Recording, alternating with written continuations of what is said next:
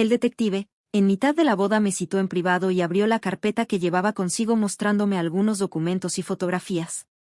Reconocí de inmediato a mi esposo y mi mejor amiga y dama de honor en las imágenes, pero lo que más me llamó la atención y casi arde en mis ojos, es que en algunas de aquellas fotos, se estaban besando apasionadamente. Richard y Deborah no son quienes dicen ser, ni son primos o parientes. Ella es su novia y cómplice desde la adolescencia. Ambos han estado involucrados en diversas estafas y robos, siempre dirigidos a personas de la alta sociedad.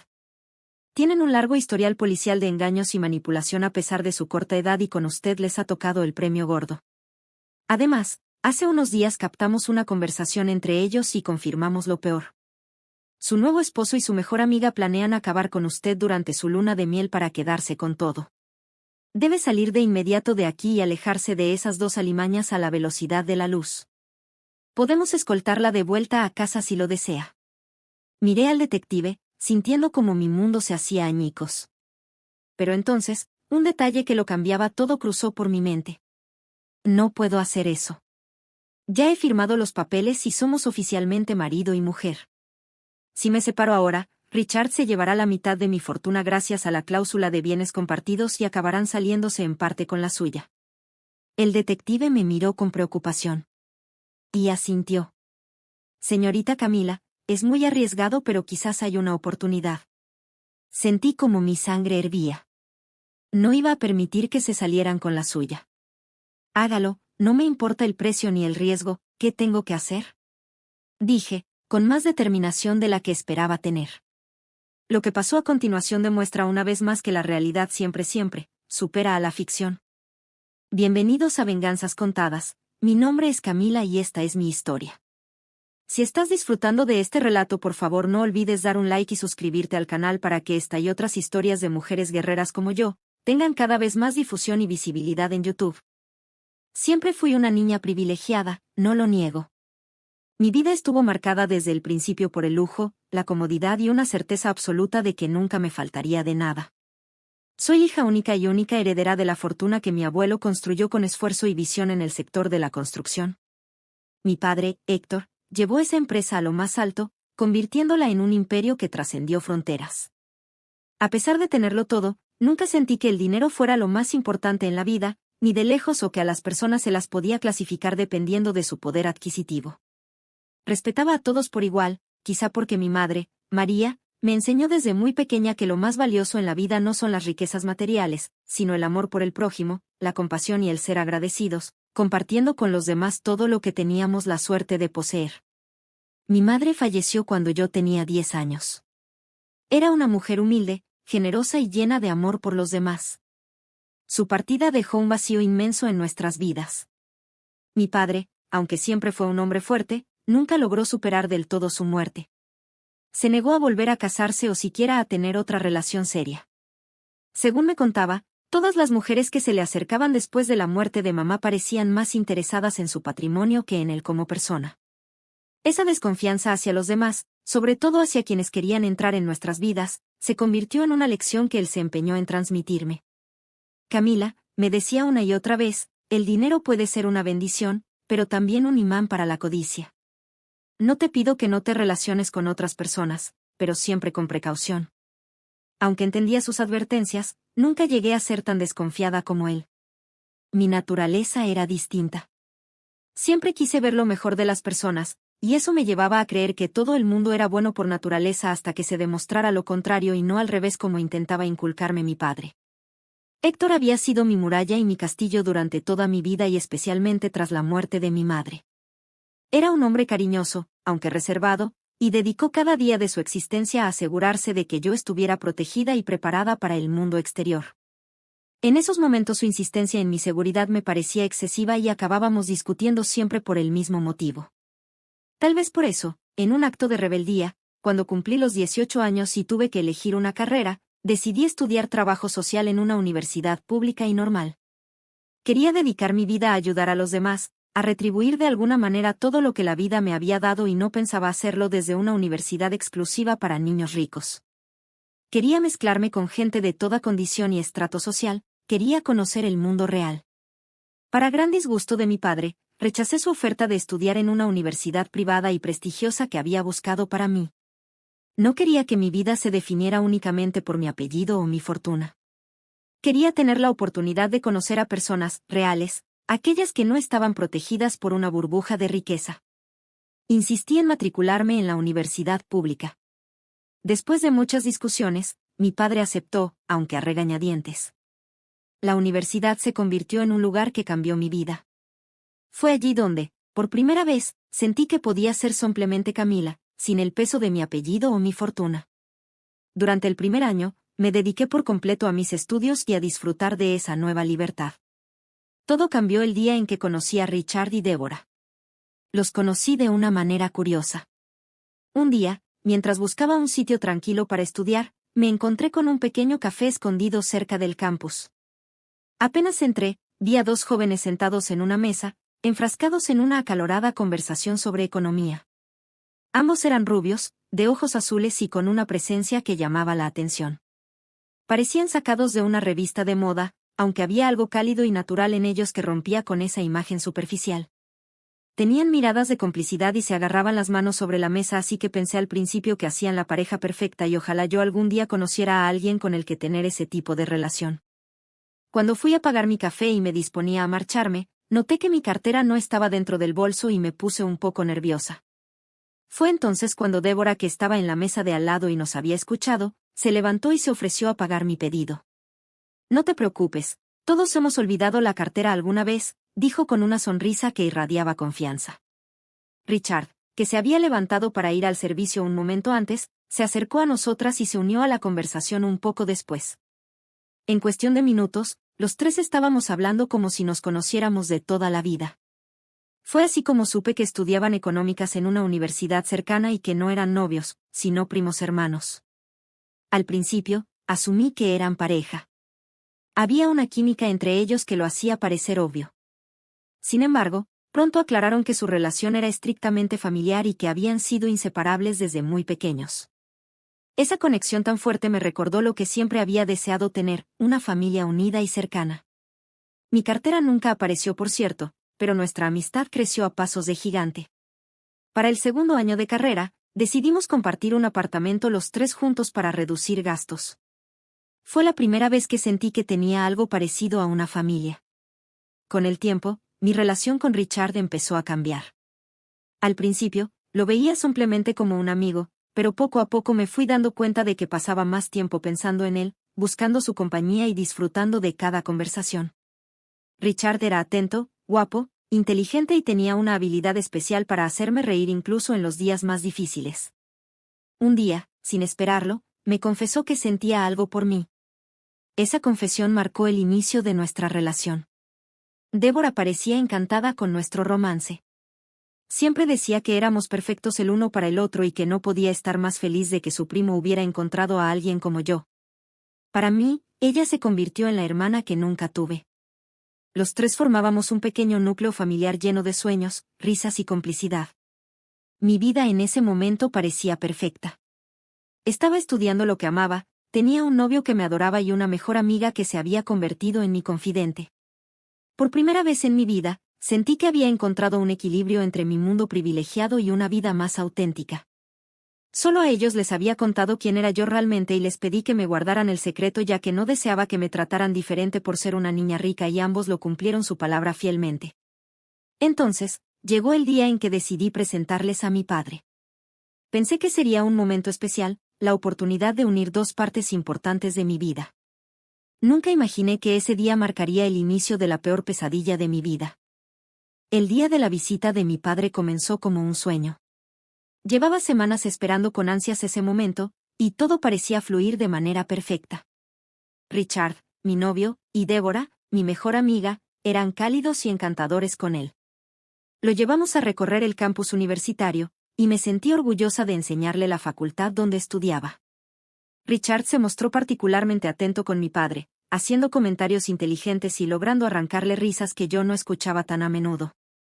Incluso Débora, que a veces podía ser un poco reservada, se mostró brillante y cariñosa.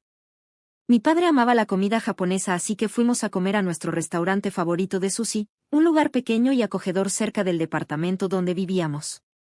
Después de una comilona excesiva, Richard tuvo un detalle inesperado, desapareció discretamente hacia el baño y regresó con 4 chupitos de sake. Un brindis por la familia que estamos formando, dijo, sonriendo mientras nos repartía los pequeños vasos. Mi padre, que apenas bebía por sus problemas de corazón, se permitió esa pequeña licencia ya que le encantaba, riendo con nosotros como si todos hubiéramos olvidado por un instante las preocupaciones. Fue un momento perfecto, lleno de calidez y complicidad. Cuando lo despedimos en el taxi que lo llevaba al aeropuerto después de la comida, me sentí profundamente agradecida. Aunque mi padre siempre había sido un hombre desconfiado y reservado, parecía haber bajado las barreras con Richard y Débora. Finalmente, yo sentía que no solo estaba feliz con mi vida, sino que también podía compartir esa felicidad con él. Sin embargo, esa sensación no duró. Un rato después, cuando intenté escribirle para saber si había llegado bien al aeropuerto, no recibí respuesta. Pensé que tal vez estaba ocupado o que había apagado el móvil. Pero al caer la noche y ver que no me había escrito, la inquietud comenzó a apoderarse de mí. Volví a llamarlo, y esta vez atendió una voz que no reconocí, una joven, que se identificó como enfermera. Me temblaron las piernas mientras ella me explicaba, con una mezcla de calma profesional y urgencia, que mi padre había sufrido un infarto en el taxi de camino al aeropuerto. El conductor lo había llevado directamente al hospital más cercano, pero su estado era crítico. Dio la dirección del hospital, y apenas colgué, los 3 salimos corriendo. El trayecto al hospital fue un caos de emociones. Sentí que el tiempo se deslizaba como arena entre mis dedos, incapaz de detener la marea de pensamientos que me invadían. ¿Y si no llegábamos a tiempo? ¿Y si nunca volvía a escuchar su voz? Débora intentaba calmarme, asegurándome que todo estaría bien, mientras Richard conducía con la mandíbula tensa, tratando de mantener la calma. Cuando llegamos al hospital, supe que algo estaba mal al instante. El médico que nos recibió nos miró con ojos llenos de compasión, pero antes de que pudiera hablar, ya sabía lo que iba a decirme. Mi padre había fallecido. En ese momento, algo en mí se rompió. Me sentí como una niña perdida en un océano de oscuridad. Mi padre, mi único apoyo incondicional, mi caballero de dorada armadura, se había ido. Me derrumbé, y Richard y Débora estuvieron ahí, abrazándome, consolándome. Me dijeron que no estaba sola, que me apoyaran en todo lo necesario. Pero el dolor era como un abismo que no podían llenar. El funeral fue pequeño, íntimo, como él lo hubiera querido. Aunque apenas podía sostenerme en pie, sentí el consuelo de tener a Richard y Débora a mi lado. Ellos se encargaron de los detalles, ayudándome a navegar por esa tormenta de papeleo y responsabilidades que llegan con la muerte de un ser querido. Cuando se leyó el testamento, me sorprendió la magnitud de lo que mi padre me había dejado, una herencia considerable y propiedades que no había imaginado que poseía. De repente, me vi con más responsabilidades de las que podía manejar, pero Richard y Débora me aseguraron que no me dejarían sola en esto. En las semanas siguientes, traté de adaptarme a mi nueva vida. Entre el duelo y la carga de administrar los bienes, sentí que no podía continuar con mi carrera. Fue en una de esas noches, cuando compartía mis dudas con Richard y Débora, que ellos me ofrecieron su ayuda. Ambos estudiaban económicas, y estaban dispuestos a abandonar sus estudios para trabajar conmigo, manejar las finanzas y ayudarme a administrar mi patrimonio. Me emocioné hasta las lágrimas por su generosidad. Richard me dijo que haría lo que fuera necesario para apoyarme, y Débora me aseguró que siempre estaría ahí para mí. Decidí que era lo correcto. Dejé mis estudios y les propuse que se mudaran a la casa familiar conmigo. Pensé que juntos podríamos construir algo hermoso, algo que honrara la memoria de mis padres. Y durante un tiempo, así fue. Conseguimos financiar nuestro primer hogar para niños sin recursos, el primero de los muchos que pretendíamos abrir con la nueva fundación, y mi vida parecía encontrar un propósito en medio del dolor. Poco después, Richard me pidió matrimonio por sorpresa. Fue una pedida de mano hermosa, llena de detalles que demostraban cuánto me conocía, y no pude decir que no. Aunque su sugerencia de casarnos tan rápido y con repartición de bienes me desconcertó al principio, terminé aceptando convencida.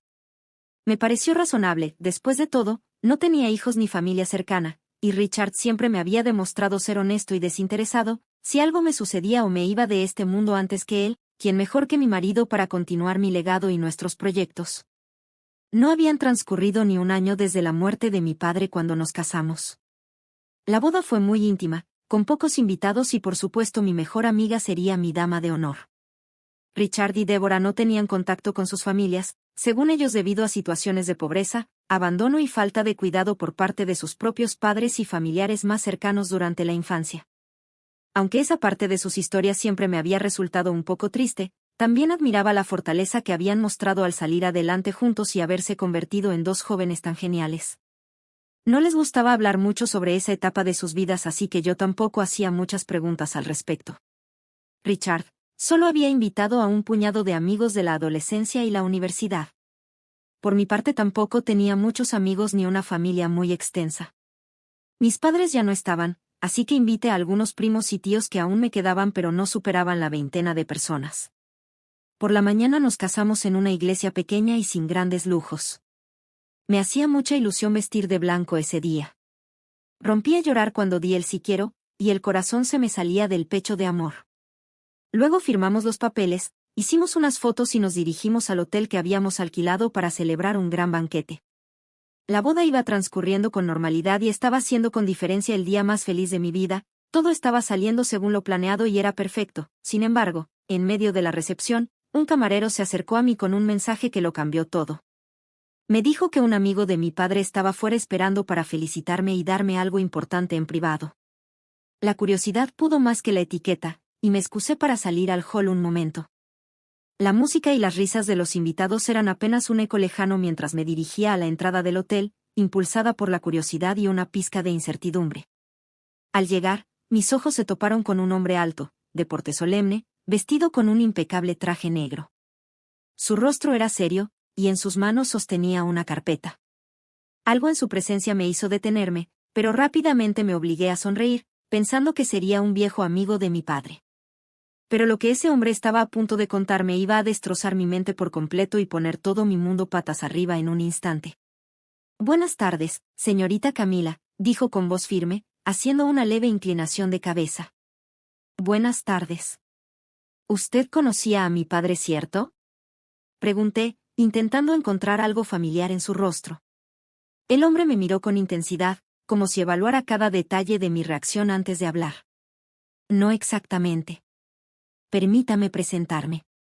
Soy el detective Mike McFlanagan y vengo en representación de la prestigiosa agencia de seguridad privada Omega Security. Su padre Héctor contrató nuestros servicios unos meses antes de fallecer. Sentí que el aire abandonaba mis pulmones. ¿Un detective?». Mi mente tardó unos segundos en procesarlo. ¿Mi padre contrató a un detective? ¿Pero por qué? Mi voz temblaba mientras lo interrogaba.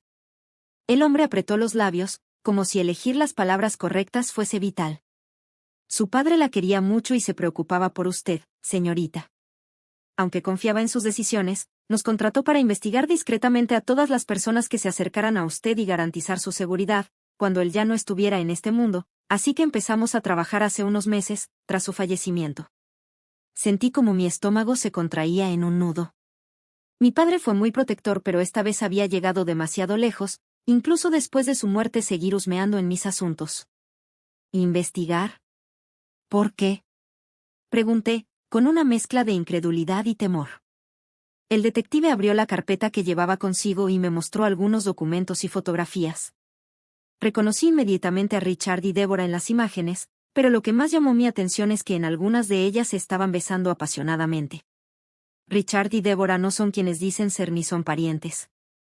Richard proviene de una familia que alguna vez fue rica, pero que se arruinó por completo debido a sus inconfesables vicios y costosas adicciones.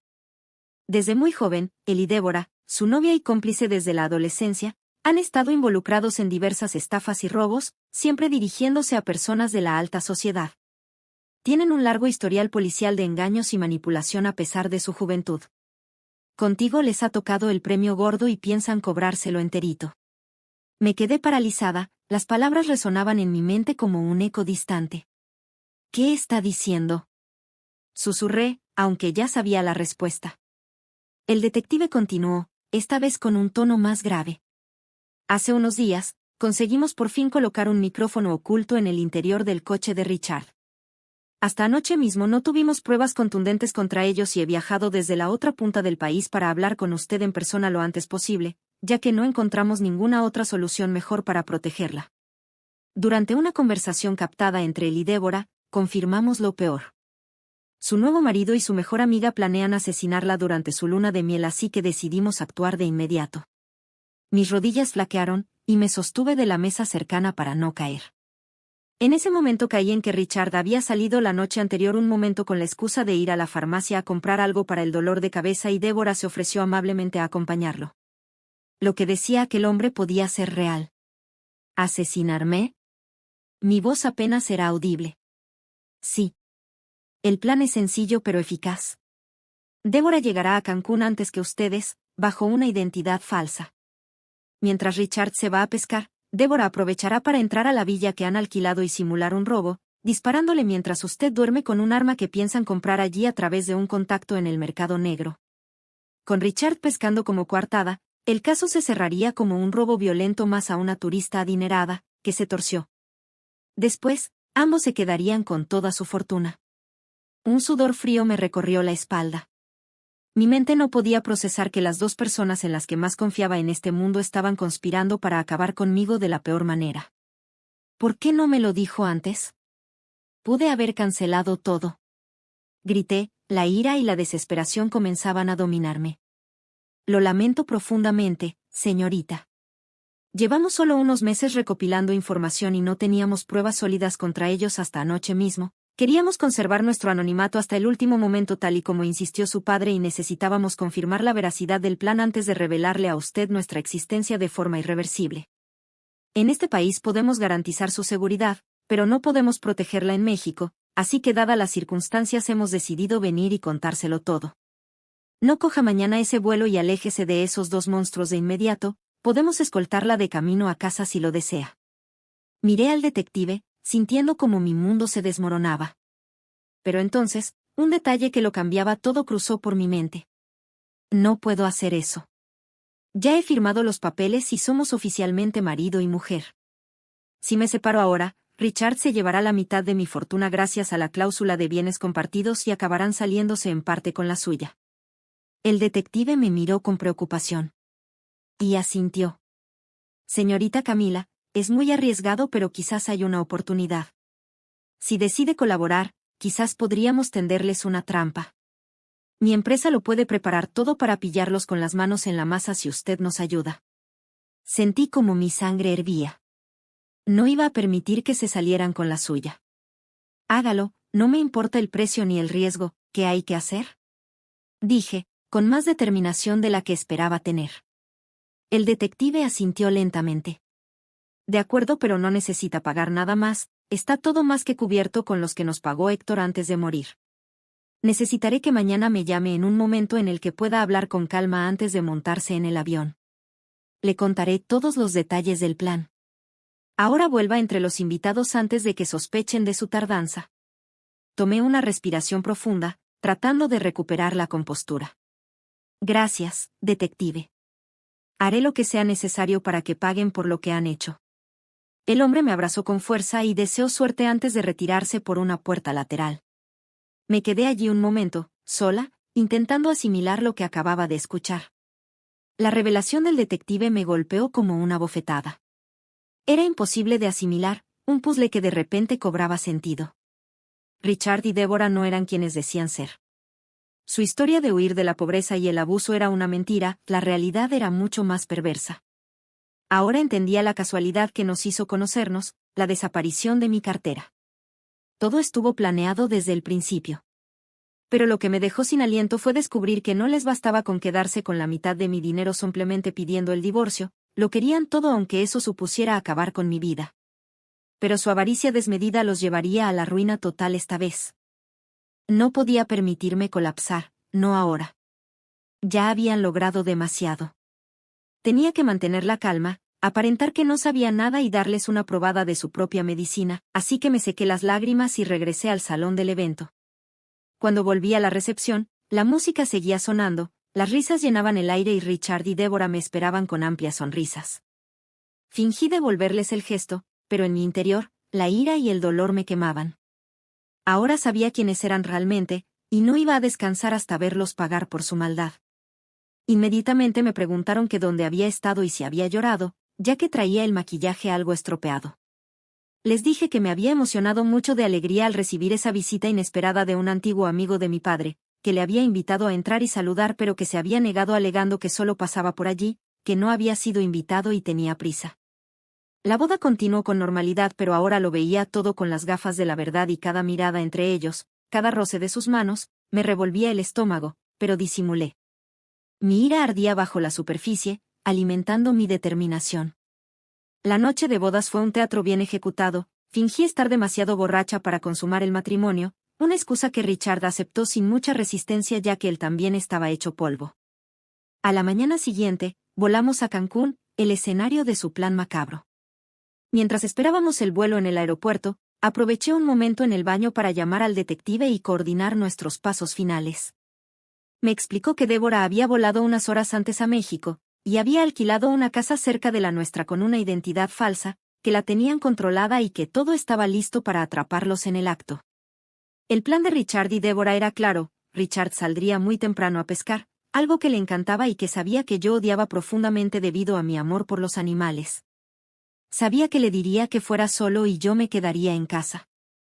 Al salir dejaría la puerta trasera convenientemente abierta para que Débora entrara y me disparara mientras dormía. Luego, me presentarían como una víctima más de un robo a un turista que salió mal, algo desgraciadamente más común de lo que debería en ese lugar del mundo y, caso cerrado.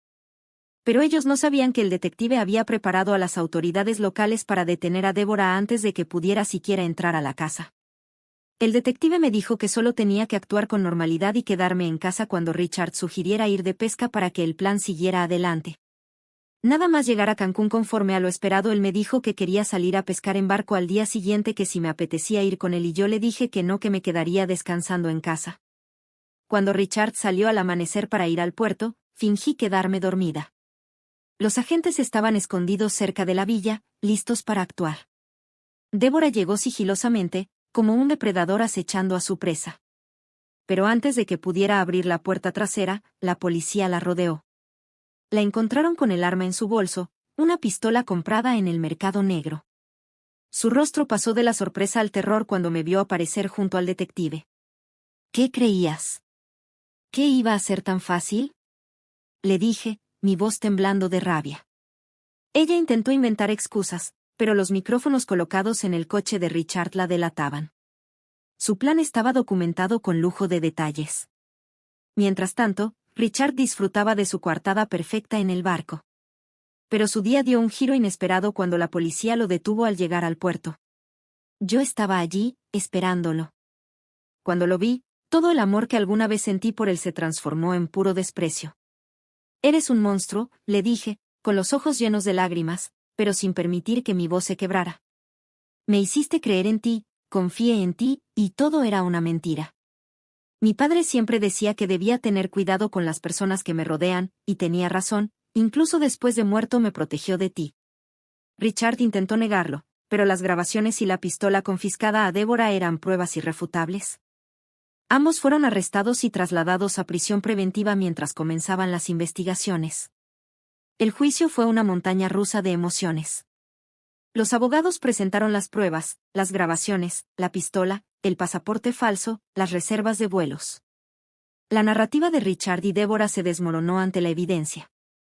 No pudieron negar que habían planeado mi asesinato. Sin embargo, había una sombra que no pude disipar. Aunque el detective y yo estábamos convencidos de que Richard había puesto algo en el saque de mi padre para provocar su infarto, no pudimos probarlo.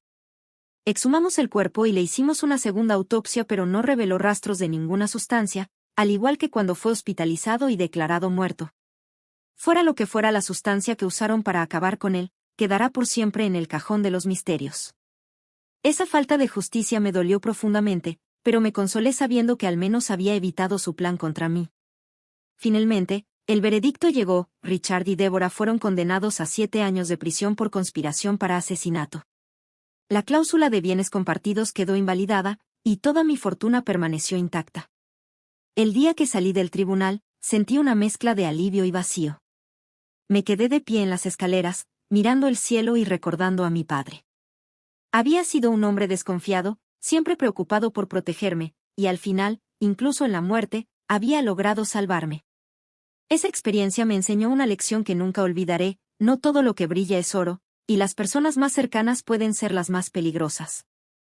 Pero también aprendí que incluso en los momentos más oscuros, podemos encontrar una luz para guiarnos. Hoy, sigo adelante con mi vida, más fuerte y más sabia. Mi padre me enseñó a protegerme, y por eso le estaré eternamente agradecida.